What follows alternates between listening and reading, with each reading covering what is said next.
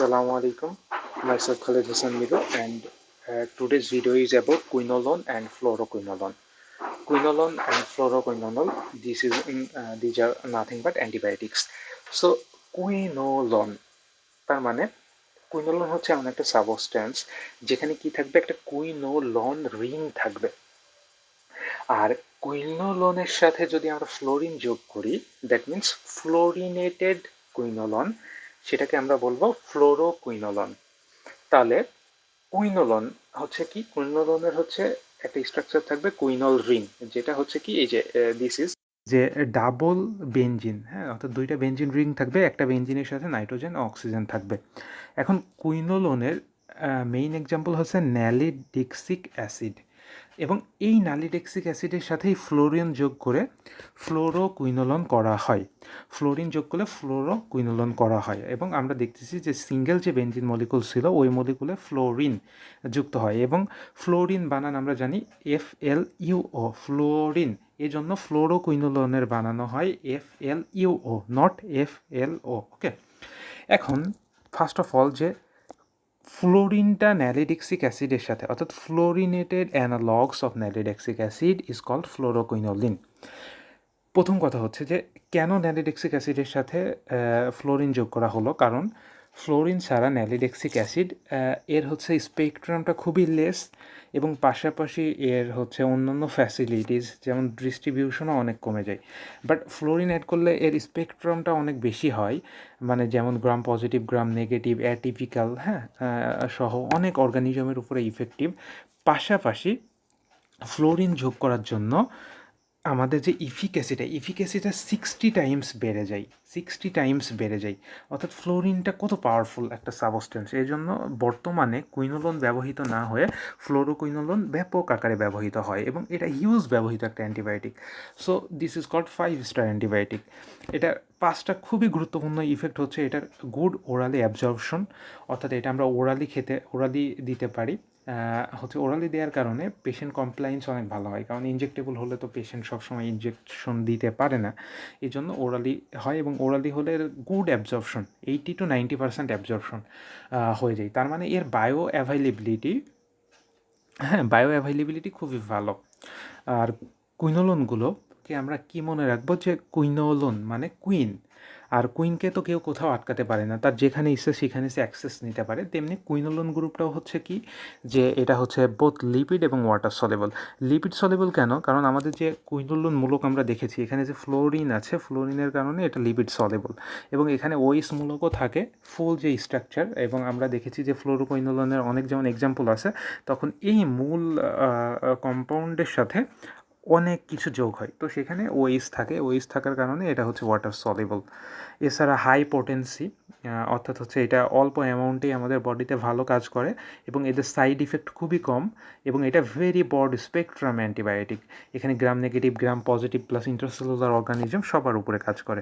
এখন classification of fluoroquinolone, how we classified and easily how we remembered. First of all, ইংরেজি বর্ণমালার কিছু অক্ষর আছে, কি কি? KLMNOP, এগুলো সব কিছু পরপর থাকে, তাই না? কে এর পরে এল হয়, এলের পরে এম হয়, এরপরে এন হয়, এরপরে ও এবং পি হয়। আমরা জাস্ট মনে রাখবো এনটাকে সবার প্রথমে নিব, কারণ আমরা দেখেছি যে ন্যালিডেক্সিক অ্যাসিড এটাই হচ্ছে প্রিকারসার কুইনোলনের।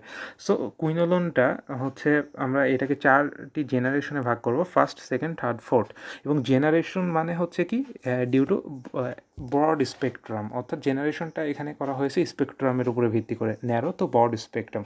সো ফার্স্ট জেনারেশন হচ্ছে ন্যালিডিক্সিক অ্যাসিড, হ্যাঁ। এরপরে হচ্ছে সেকেন্ড জেনারেশনে কি আসবে, কে আসবে। কেতে আমরা কি বলবো, কিপ্রোফ্লক্সাসিন, কিন্তু আমরা যেহেতু একটা ওষুধ খুবই কমন সিপ্রো, তো কেতে মেইনলি হচ্ছে সিপ্রোফ্লক্সাসিন। এলতে হচ্ছে লিভোফ্লক্সাসিন, এমতে হচ্ছে মক্সিফ্লক্সাসিন। সিপ্রোফ্লক্সাসিনের সাথে আরও কিছু আছে, অফ্লক্সাসিন, নরফ্লক্সাসিন। সো এইগুলো জানতেই হবে। This is the classification of fluoroquinolone. Now এখন হচ্ছে এদের স্পেকট্রাম, হ্যাঁ, কার উপরে এরা কাজ করে। আমাদের যে ন্যালিডেক্সিক অ্যাসিডটা রয়েছে, আচ্ছা, আমরা এখানে দেখি যে ফ্লোরোকুইনোলন অ্যান্ড কুইনোলন, এই দুইটা শব্দের শেষে কি রয়েছে, NE রয়েছে। দ্যাট মিনস এগুলো হচ্ছে অবশ্যই গ্রাম নেগেটিভ ব্যাকটেরিয়ার উপরে কাজ করবে, অর্থাৎ গ্রাম নেগেটিভ ব্যাকটেরিয়ার উপরে মাস্ট কাজ করবে। আমরা যেমন পড়েছি পেনিসিলিন অ্যান্ড সেফালোস্পোরিন। পেনিসিলিনের শুরুতে পি আছে এবং সেফালোস্পিরিনের হালকা একটু সির পরেই পি রয়েছে, অর্থাৎ এটা গ্রাম পজিটিভের উপরে কাজ করবেই, এবং যেগুলো ব্রড স্পেকট্রাম সেটা গ্রাম পজিটিভের পাশাপাশি নেগেটিভের উপরেও কাজ করে। তেমনি কুইনোলোন ফ্লোরোকুইনোলোন এটা গ্রাম নেগেটিভের উপর কাজ করবেই, এবং যেটা ব্রড স্পেকট্রাম সেটা গ্রাম পজিটিভের উপরেও কাজ করবে। সো এটা হলো। সো প্রথমটা ন্যালিডিক্সিক অ্যাসিড, এটা গ্রাম নেগেটিভের উপরে কাজ করবে। আর হচ্ছে সেকেন্ড জেনারেশনটা অর্থাৎ সিপ্রোফ্লক্সাসিন, এটা গ্রাম নেগেটিভ, এর পাশাপাশি এটা গ্রাম পজিটিভ এবং কিছু অ্যাটিপিক্যাল ব্যাকটেরিয়া আমরা জানি রিকেটশিয়া, ক্যালামাইডিয়া, মাইকোপ্লাজমা, ঠিক আছে, মাইকোব্যাকটেরিয়াম, এগুলো অ্যাটিপিক্যাল। রিকেটশিয়া, ক্যালামাইডিয়া হচ্ছে তারপর হচ্ছে ব্রুসেল্লা, লিগিওনেলা, এগুলো হচ্ছে ইন্ট্রাসেলুলার, মাইকোপ্লাজমার কোনো সেল ওয়াল নেই, এই জন্য অ্যাটিপিক্যাল, এগুলোর উপরে খুব ভালো কাজ করে। এবং গ্রাম নেগেটিভ ব্যাকটেরিয়ার পরেও এটা যে গ্রাম নেগেটিভ পরেও আসতেছে আস্তে আস্তে, মানে ইফিকেসি আরও বাড়তেছে আর কি। এরপরে যে থার্ড জেনারেশনটা হচ্ছে লিভোফ্লক্সাসিন গ্রাম নেগেটিভ, গ্রাম পজিটিভ, এবং গ্রাম পজিটিভের পাশাপাশি আরেকটা গ্রাম পজিটিভ অর্থাৎ নিউমোকক্কাল, ঠিক আছে। এটা আমরা কীভাবে মনে রাখবো, যে KLMNO পিতে আমরা জানি নিউমো, আর ও হচ্ছে কি, ও মানে হচ্ছে একটা রাউন্ড শেপ, আর আমরা জানি কক্কাইগুলো রাউন্ড শেপ, তাহলে PO এটা হচ্ছে কি নিউমো কক্কাই। এবং নিউমো কক্কাই কার উপরে কাজ করবে, L এবং M, অর্থাৎ থার্ড এবং ফোর্থ জেনারেশনের উপরে, অর্থাৎ এটা গ্রাম পজিটিভের পাশাপাশি নিউমোকক্কাই ইনফেকশন অর্থাৎ রেসপিরেটরি ট্র্যাক্ট ইনফেকশনেও কাজ করবে। এই জন্য আমাদের থার্ড এবং ফোর্থ জেনারেশনের ওষুধটা সাধারণত রেসপিরেটরি ট্র্যাক্ট ইনফেকশনে খুব বেশি ব্যবহার করা হয়, লিভোফ্লক্সাসিন অ্যান্ড মক্সিফ্লক্সাসিন। এছাড়া ফোর্থ জেনারেশনের একটা বেশি হচ্ছে সেটা অ্যানারোবিক অর্গানিজমের উপরেও কাজ করে, অ্যানারোবিক অর্গানিজমের উপরেও ফোর্থ জেনারেশনের ভালো কাজ রয়েছে। আচ্ছা, এখন ফ্লোরোকুইনোলন কীভাবে আর কি কাজ করে, এর মেকানিজম অফ অ্যাকশন আমরা কীভাবে মনে রাখবো, জাস্ট ফিট ফ্লোরোকুইনোলন যেহেতু হাই এফিকেসি, খুব ভালো অ্যান্টিবায়োটিক, একটা ফিট অ্যান্টিবায়োটিক, ঠিক আছে, সো ফিট হওয়ার কারণে অর্থাৎ আইটি, এটাকে যদি আমরা TI থেকে শুরু করি, টিতে টপো, আইতে আইসোমারেজ, অর্থাৎ এরা টপো আইসোমারেজের উপরে কাজ করে। টপো আইসোমারেজ হচ্ছে একটা bacterial enzyme. So first we have to know what is the normal function of topoisomerase. আমরা জানি ASE থাকলে এটা একটা এনজাইম হয়। সো টপো আইসোমারেজ একটা ব্যাকটেরিয়াল এনজাইম, এবং এই ব্যাকটেরিয়াল এনজাইমটা টপো শব্দটা এসেছে টপোলজি থেকে, অর্থাৎ টুইস্টিং অফ দ্য ডিএনএ এটাকে মেইনটেইন করে, ঠিক করে, এই জন্য এটাকে বলা হয় topoisomerase. So this is the figure of the topoisomerase. এখানে আমরা জানি ব্যাকটেরিয়াল ডিএনএ সার্কুলার। সো এই যে এখানে সার্কুলার ডিএনএ থেকে এই অংশটা একটু কেটে দেখানো হয়েছে। তো হোয়াট অ্যাকচুয়ালি ডুইং টপো আইসোমারেজ কী করে, যে টপো আইসোমারেজের দুইটা পার্ট রয়েছে, একটা A সাব ইউনিট আর একটা হচ্ছে B sub unit. A sub unit, এই যে যেখানে ছবি দেখা হয়েছে, A সাব ইউনিটটা কী করে, কাটিং সেগমেন্ট অফ ডিএনএ, অর্থাৎ ডিএনএ সেগমেন্টটা কাট করে। আর আরেকটা রয়েছে, সেটা হচ্ছে কি, কাট করার পরে যখন কাজ হয়ে যায় অল্প সময় পরেই ফিক্সিং অর্থাৎ সিলিং করা হয়, সেটা হচ্ছে B সাব ইউনিট। অর্থাৎ টপো আইসোমারেজ হচ্ছে যে সেগমেন্টগুলো, একটা সেগমেন্টটা কেটে দিবে, ডিএনএকে কেটে দিবে, আরেকটা হচ্ছে ডিএনএকে জোড়া লাগাই দিবে, টপো আইসোমারেজ, একে ডিএনএ গাইরেজও বলা হয়। সো টপো আইসোমারেজের এক্ষেত্রে মেকানিজম অফ অ্যাকশনের দুইটা টপো আইসোমারেজ কাজ করে, একটা হচ্ছে টপো আইসোমারেজ 2 এবং topoisomerase 4। In case of topoisomerase 2, এটা সাধারণত আমাদের ব্যাকটেরিয়ার ডাবল স্ট্যান্ডার্ড ডিএনএর একটা স্ট্র্যান্ড কাটতে পারে, আর টপো আইসোমারেজ 4 এটা ডাবল স্ট্র্যান্ডদের দুইটা স্ট্র্যান্ডই কাটতে পারবে। এখন আমরা দেখি যে ব্যাকটেরিয়াটা হচ্ছে যে রেপ্লিকেশন মানে কি, যে ডিএনএ থেকে ডিএনএ ফর্মেশন, অর্থাৎ একটা ডিএনএ থেকে দুইটা ডিএনএ হবে যখন ব্যাকটেরিয়া, আমরা জানি বাইনারি ফিশনের মাধ্যমে মাল্টিপ্লিকেশন করে, দুইটা ব্যাকটেরিয়া হওয়ার সময় আমাদের এটা লাগবে। সো তখন আমাদের টপো আইসোমারেজ 2 লাগবে, টপো আইসোমারেজ 4 লাগবে, সো ট্রান্সক্রিপশন হওয়ার জন্য আমরা জানি ব্যাকটেরিয়ার এর গ্রোথের জন্য পেপটাইডোগ্লাইকন, ঠিক আছে, এছাড়া বিভিন্ন সেল ওয়াল প্রোটিন সিনথেসিসের জন্য আমাদের কী করা লাগে, ট্রান্সক্রিপশন করা লাগে, অর্থাৎ ডিএনএ থেকে mRNA। সো এই প্রোটিন সিনথেসিসের জন্য আমাদের লাগে topoisomerase 2। Okay, so what is the mechanism of action, this is very important. So fluoroquinolone কী করে, আমরা ফ্লোরোকুইনোলন ইনহিবিটস টপো আইসোমারেজ। আমরা জানি টপো আইসোমারেজের যে দুইটা সাব ইউনিট আছে, এর A সাব ইউনিটের সাথে বাইন্ড করে। আমরা জানি ফ্লোরোকুইনোলিন হবে হাইলি ডিস্ট্রিবিউটেড, এটা একদম বডি স্পেস থেকে, GIT থেকে এটা লিভারে আসে, লিভার থেকে হচ্ছে তারপর সিস্টেমিক সার্কুলেশনের মাধ্যমে এটা একদম ওয়েল ডিস্ট্রিবিউটেড হয়ে আলটিমেটলি আমাদের টিস্যু ফ্লুইড থেকে ইন্ট্রাসেলুলার এবং ইভেন নিউক্লিয়াস ক্রস করে ডিএনএর ভিতরে ভিতরে চলে যায় এবং টপোআইসোমারেজের এ সাব ইউনিটের সাথে বাইন্ড করে। এ সাব ইউনিট তখন আর কাজ করতে পারে না, ইনহিবিশন হয়ে যায়। এজন্য কাটিং, যেহেতু এ সাব ইউনিটের কাজ হচ্ছে কাটিং করা, অর্থাৎ কাট করা। যেমন টপোআইসোমারেজকে আমরা কার সাথে তুলনা করতে পারি? সেলাই মেশিনের সাথে তুলনা করতে পারি। সেলাই মেশিনের যে দর্জি কী করে, যে প্রথমে একটা কাপড় কাটে বানানোর জন্য, সুন্দর করে বানানোর জন্য, এবং পরবর্তীতে আবার সেলাই করে দেয়। সো টপোআইসোমারেজেরও দুইটা কাজ, একটা হচ্ছে কাটবে এবং একটা সিলিং বা ফিক্সেশন করবে, ঠিক আছে? আচ্ছা, সো এখন হচ্ছে কি, যে টপোআইসোমারেজ যখন ইনহিবিট হয়ে যায় তখন হচ্ছে কি হয়, যে আমাদের ডাবল স্ট্যান্ডার্ড ডিএনএর এটা আর আনউইন্ডিং হতে পারে না, অর্থাৎ ডাবল স্ট্যান্ডার্ড থেকে সিঙ্গেল স্ট্যান্ডার্ড হতে পারে না। কারণ আমরা দেখেছি যে টপোআইসোমারেজ ওয়ানটা কী করে, দুইটা টু, অর্থাৎ আমাদের যে ডাবল স্ট্যান্ড আছে একটা স্ট্যান্ড কেটে দেয়, অর্থাৎ একটা স্ট্যান্ড না কাটলে তো ডিএনএ থেকে এমআরএনএ তৈরি হবে না। So no replication, so DNA এখানে রেপ্লিকেশনটা ভুল হয়েছে, এখানে হবে so no transcription and no protein synthesis. So ultimately bactericidal activity হবে এখানে। এখানে কি হচ্ছে তাহলে? ব্যাকটেরিসাইডাল অ্যাক্টিভিটি এখানে হচ্ছে। এখানে ট্রান্সক্রিপশন না হলে কিন্তু আলটিমেটলি ট্রান্সলেশনও হবে না। So now we have to go slide number 3। আচ্ছা, এর আরেকটা মেকানিজম রয়েছে, সেটা হচ্ছে প্রথম যে আমরা মেকানিজমটা দেখিয়েছি ওইটা মেইনলি ফার্স্ট এবং সেকেন্ড জেনারেশনের ক্ষেত্রে।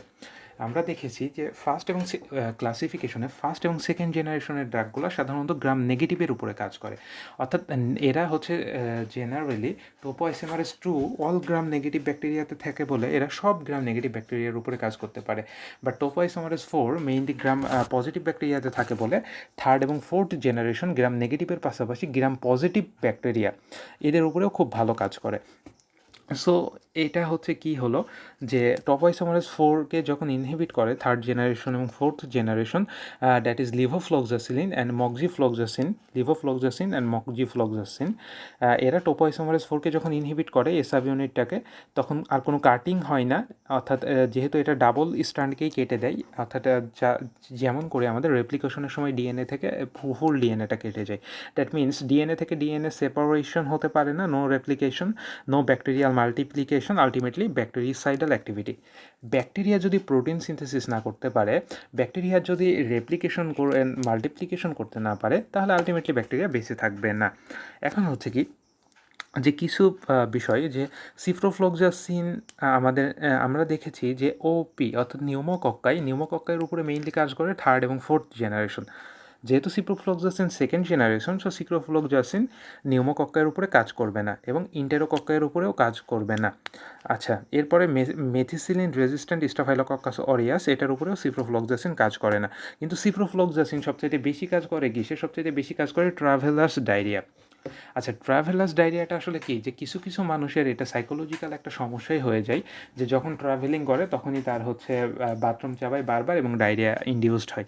সো এছাড়া এটা হতে পারে ট্রাভেলার্স ডায়রিয়াটা, এটা খুবই প্রিফার্ড সিপ্রোফ্লক্সাসিন। এছাড়া সালমোনেলা, শিজেলা ইকোলাই, টক্সিজেনিক ইকোলাই, ক্যাম্পাইলোব্যাক্টার, এটার ক্ষেত্রেও ব্যবহার করা যেতে পারে।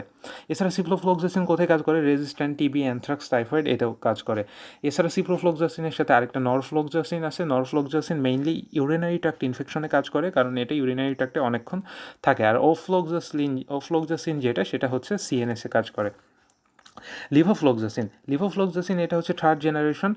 লিভোফ্লক্সাসিন এবং মক্সিফ্লক্সাসিন এটা মেইনলি হচ্ছে আমাদের রেসপিরেটরি ট্র্যাক্ট ইনফেকশনের ক্ষেত্রে কাজ করে। এছাড়া প্রোস্টাইটিস, অ্যাকোসাইনোসাইটিস, এবং এরা যেহেতু নিউমোকক্কাসের উপরে কাজ করে, so pneumonia, community acquired pneumonia, hospital acquired pneumonia, এক্ষেত্রেও এগুলো কাজ করে। এখন আমরা আসি যে ফ্লোরোকুইনোলন এবং কুইনোলনের কিছু ড্রাগ অফ চয়েস। এখানে আমাদের কি আছে? আমরা জানি ইউটিআই, ইউরিনারি ট্র্যাক্ট ইনফেকশনের মোস্ট কমন কজ হচ্ছে ইকোলাই ইনফেকশন 80% ক্ষেত্রে। তো ইকোলাইটা হচ্ছে কি ইকোলাই, অর্থাৎ নেগেটিভ, অর্থাৎ হচ্ছে গ্রাম নেগেটিভ অর্গানিজম। আর যেহেতু গ্রাম নেগেটিভ অর্গানিজমের উপরে আমাদের ফ্লোরোকুইনোলনের শেষেই আছে দ্যাট মিনস নেগেটিভ, অর্থাৎ নেগেটিভ, এটা খুবই ভালো কাজ করে। সো এখানে আমরা লিভোফ্লক্সাসিন দিতে পারি, সিপ্রোফ্লক্সাসিন দিতে পারি, তবে লিভোফ্লক্সাসিন প্রিফার্ড বর্তমানে। রেসপিরেটরি ট্র্যাক্ট ইনফেকশনের ক্ষেত্রে আমরা লিভোফ্লক্সাসিন অথবা মক্সিফ্লক্সাসিন দিতে পারি। এছাড়া সিপ্রোফ্লক্সাসিন দিতে পারি রেসপিরেটরি ট্র্যাক্ট ইনফেকশন শুধুমাত্র একটার ক্ষেত্রে, সেটা যদি সিউডোমোনাস ইনফেকশন ইনডিউসড হয়, তাহলে আমরা সেক্ষেত্রে এটা দিতে পারবো, তাছাড়া এটা দিতে পারবো না। আর এখন হচ্ছে, what is the very important question, what are the indications of ciprofloxacin or fluoroquinolone. First of all, এটা যেহেতু অ্যান্টিবায়োটিক, সো ইনফেকশনে ব্যবহার করা হবে। So what are the main infection, এটা আমরা খুব সহজে মনে রাখতে পারি। সিপ্রোজ, সো সি দিয়ে শুরু, দ্যাট মিনস চুয়েট। চুয়েটে যারা পড়ে তারা অবশ্যই বস। সো সিতে হচ্ছে সিপ্রোফ্লক্সাসিন বা ফ্লোরোকুইনোলন, এটা বোঝাচ্ছে। ইউতে হচ্ছে কি urinary tract infection, which is most common in female. ইতে হচ্ছে ইন্টারিক ফিভার, যেটা আমরা জানি সালমোনেলা টাইফি, সালমোনেলা প্যারাটাইফি, এটা ইনডিউসড হয়। ই টিতে হচ্ছে কি, টিতে হচ্ছে ট্রাভেলাস ডায়রিয়া, এখানে সিপ্রোফ্লক্সাসিন খুবই ভালো কাজ করে। এছাড়া বোন অ্যান্ড জয়েন্ট ইনফেকশন, এছাড়া অস্টিওমাইলাইটিস। অস্টিও মানে বোন, আর মাইলো মানে হচ্ছে স্পাইনাল কর্ড বা বোন ম্যারো। সো এখানে বোন অ্যান্ড বোন ম্যারো ইনফ্লামেশন বোঝাতে অস্টিওমাইলাইটিস বলা হচ্ছে। স্কিন সফট টিস্যু ইনফেকশনেও এগুলো দেওয়া যাবে। সেপ্টিসেমিয়া, এর জিতে হচ্ছে কি বিভিন্ন গাইনোকোলজিক্যাল ইনফেকশনেও এটা দেওয়া যায়। তবে খুবই গুরুত্বপূর্ণ যে আমাদের যে লিভোফ্লক্সাসিন অ্যান্ড সিপ্রোফ্লক্সাসিন, এই দুইটা হচ্ছে কি, লিভোফ্লক্সাসিন এবং হচ্ছে সিপ্রোফ্লক্সাসিন, এখানে সাধারণত একটু মিস্টেক হয়েছে, বানানি মিস্টেক হয়েছে। এবং এই দুইটা হচ্ছে কি আলটিমেটলি আমাদের কিন্তু ই ফর্মে পাওয়া যায়। হ্যাঁ, এটা হচ্ছে আমাদের ইনজেকশন এবং ট্যাবলেট, এই দুইটা ফর্মেই পাওয়া যায়। এখন আসি আমরা কিছু ফার্মাকোকাইনেটিক্স দেখে নিই যে এটা হচ্ছে ড্রাগ, আমরা জানি হচ্ছে pharmacokinetics what's body does to the drug, অর্থাৎ অ্যাবজর্পশন যখন হয়, এই অ্যাবজর্পশনটা কমে যেতে পারে কিসের কারণে, যদিও এটা ওয়েল অ্যাবজর্বড, এটা কমে যেতে পারে অ্যান্টাসিডসের কারণে। হ্যাঁ, বিশেষ করে সুক্রালফেট, তারপর অ্যালুমিনিয়াম এবং ম্যাগনেসিয়াম ইনডিউসড অ্যান্টাসিডস। এর কিছু অ্যাডভার্স ইফেক্ট আছে। অ্যাডভার্স ইফেক্টের ভিতরে রয়েছে হচ্ছে যেহেতু orally taken, so GI adverse effect থাকবে। জিআই অ্যাডভার্স ইফেক্ট আমরা খুব সহজে মনে রাখতে পারি নর্মাল ভ্যাজাইনাল ডেলিভারি, এনভিডি দিয়ে। সেটা হচ্ছে নাউসিয়া, ভমিটিং, ডায়রিয়া। নাউসিয়া, vomiting, diarrhoea. এছাড়া এটি সিউডোমেমব্রেন কলাইটিস করতে পারে, হেডেক করতে পারে। তারপরে হচ্ছে এটি যেহেতু অ্যান্টিবায়োটিক আমরা জানি এনজাইম ইনহিবিশন করে। তারপরে হচ্ছে এটা হচ্ছে ফটোটক্সিসিটি তৈরি করতে পারে। এবং খুবই ইম্পর্ট্যান্ট একটা অ্যাডভার্স ইফেক্ট, সেটা হচ্ছে এটা গ্রোয়িং বোন অ্যান্ড গ্রোয়িং কার্টিলেজ, এটাকে ড্যামেজ করতে পারে। সো 18 বছরের নিচে এবং প্রেগনেন্ট ফিমেল, এদের হচ্ছে কি করা যাবে না, এদের হচ্ছে এটা প্রেসক্রাইব করা যাবে না। কারণ গ্রোয়িং বোন এবং গ্রোয়িং কার্টিলেজে যদি এরা হচ্ছে করে, এটা যদি হচ্ছে ড্যামেজ করে, তাহলে ঠিকমতো আমাদের হচ্ছে বোনস এবং কার্টিলেজ ফর্মেশন হবে না। সো আমাদের গ্রোথ ইম্পেয়ারমেন্ট হবে। এই জন্য এটা প্রেসক্রাইব করার ক্ষেত্রে এটা অবশ্যই মাথায় রাখতে হবে। এবং পাশাপাশি প্রেগনেন্ট ওম্যান ফিমেলে কেন দেওয়া হয় না, কারণ এটা যেহেতু হাইলি ওয়াটার এবং লিপিড সলেবল, খুব এটা can cross blood placental barrier, এবং ফিটাল কার্টিলেজ এবং ফিটাল বোনের উপরে এটা গুরুত্বপূর্ণ প্রভাব ফেলে। এছাড়া টেন্ডিনাইটিস হতে পারে, rupture of the tendon, specially Achilles টেন্ডনে এটা হয়। এবং এটা এই জন্য অ্যাথলেটদের প্রেসক্রাইব করার ক্ষেত্রে এটা খুব সাবধানতা অবলম্বন করতে হবে। সো এখানে মেইন অ্যাডভার্স ইফেক্ট হচ্ছে GIT adverse effect and damage of growing বোন এবং কার্টিলেজ। ও এত অ্যাডভার্স ইফেক্ট থাকলেও মেইনলি এটা হচ্ছে খুবই হচ্ছে সেফ ড্রাগ, খুবই ভালো ড্রাগ, ইউজ করার মতো drug. So we have to use this. আর হচ্ছে এখানে কি, যার একটা এর রেজিস্ট্যান্স গ্রো করতে পারে, কুইনোলন এবং হচ্ছে ফ্লোরোকুইনোলন এর রেজিস্ট্যান্স গ্রো করতে পারে। গ্রো করার মেকানিজম হচ্ছে এরা যেহেতু টপো আইসোমারেজের উপরে কাজ করে, সো টপো আইসোমারেজের কনফিগারেশন চেঞ্জ হওয়ার মাধ্যমে রেজিস্ট্যান্ট গ্রো হতে পারে। আর আরেকটা হচ্ছে আমাদের ব্যাকটেরিয়াল সেল মেমব্রেনে যে ব্যাকটেরিয়াল পোরিন প্রোটিন থাকে, এই প্রোটিনের মাধ্যমেই যেহেতু প্যাসিভ ডিফিউশনের মাধ্যমে ড্রাগগুলো প্রবেশ করে, সো পোরিন প্রোটিনে হচ্ছে ব্যাকটেরিয়া একটা কনফিগারেশনাল বা কনফরমেশনাল চেঞ্জ ঘটায় পোরিন চ্যানেলটাকে ছোটো করে দিতে পারে। অর্থাৎ পোরিন প্যাটার্নের মাঝখানে যে টিউব ছিল, এই টিউবটাকে একদম ছোটো করে দিল, যাতে করে ড্রাগের ভিতরে আসতে পারে না, আলটিমেটলি রেজিস্ট্যান্ট গ্রো করে। So this is all about quinolone and fluoroquinolone pharmacology. Thumbs up the like button if you like it. Please share and subscribe my channel, and thanks very much.